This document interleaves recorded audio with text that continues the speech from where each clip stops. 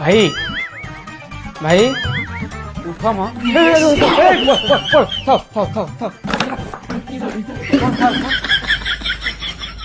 सार अछंती ହଁ ଅଛନ୍ତି କଣ କାମ?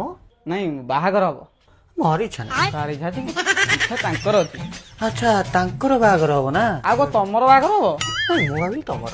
କାଇଁ ମୋର କାଇଁ ତମର ହଉନି? ମୋର ଇଚ୍ଛା। କାର ଇଚ୍ଛା ଅଛି କି? କଣ କାମ ଅଛି କୁହ?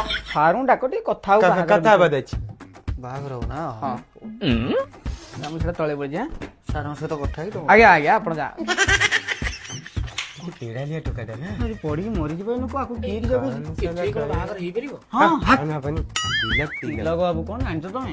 ଏଣେ ମୁଁ କହିଲି ପରା ରଥି ମହାରଥୀଙ୍କର ନିଜ ହାତରେ ଅପେକ୍ଷା କର।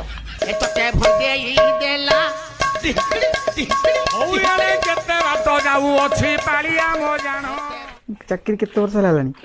12 ବର୍ଷ ଆଜ୍ଞା। 12 ବର୍ଷ। କେତେ କଣ ଦରମା? 45 ପୁଣି ମତେ ନାଭିରେ ବୁଡ ପକଉଛ।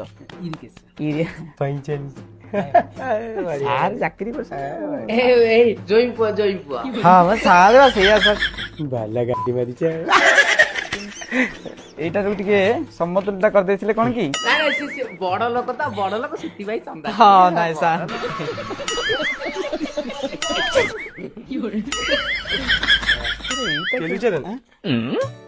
ମତେ କାହିଁ ଲାଗୁନି ସେ ପିଲା ଆଉ ଆସିଲା ବେଲିଆ। କାହିଁକି? ତାର ଆଉ ଇଚ୍ଛା ନାହିଁ। କାର ଇଚ୍ଛା ଅଛି କି? କଣ ତମର ଇଚ୍ଛା ନାହିଁ? କାଇଁ ତମର ଇଚ୍ଛା ନାହିଁ? ହଁ ମୋର ଇଚ୍ଛା ଅଛି। କାର ଇଚ୍ଛା ନାହିଁ?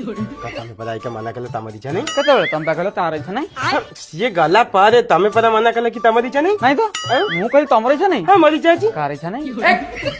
ଏ ବାପା କାହାର ଇଚ୍ଛା ନାହିଁ ମତେ କହିଲା? ଗୋଟେ ଘଣ୍ଟା ହେଲା ତଳେ ତ ଆର ଇଚ୍ଛା ଅଛି ତାର ଇଚ୍ଛା ନାହିଁ ଆର ଇଚ୍ଛା ଅଛି କାହାର ଇଚ୍ଛା ହଉନି ମତେ କହୁନ ହାତ ପୁରୀ